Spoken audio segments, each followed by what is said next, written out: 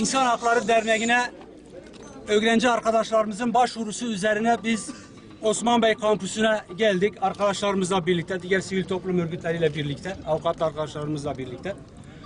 Öğrendik ki savcılıktan 7 öğrencinin bir soruşturması var.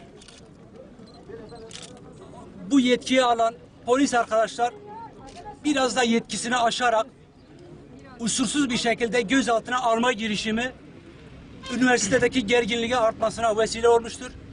Biz gerek üniversite yönetimiyle polisin sorumlu arkadaşlarla birlikte yapmış olduğumuz görüşme neticesinde biz yarın soruşturması olan arkadaşları kendi elimizle emniyete götüreceğimizi beyan etmemiz üzerine sorun şimdilik çözülmüştür. Her halükarda kendi sorununu kendisi çözmesi gerekiyor. Öğrenci ile üniversite ilişkisi arasında diyalogun geliştirilmesi gerekiyor. Dileğimiz bu tip gerginliklerin olmamasıdır. Bu barış sürecinde tüm sorunların biz diyalogla çözülmesini diyoruz.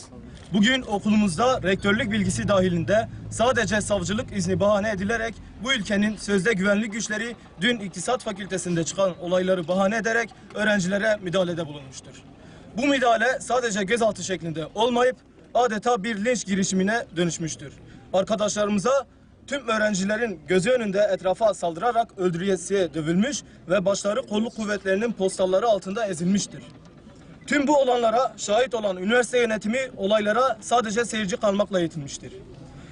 Böyle çetevari girişimler üniversitemizde sürekli tekrarlanmaktadır. Biz Harran Üniversitesi yurtsever demokratik öğrencileri olarak hiçbir provokasyona meyil vermeden gerekli demokratik yollarla hakkımızı aramaya devam edeceğiz.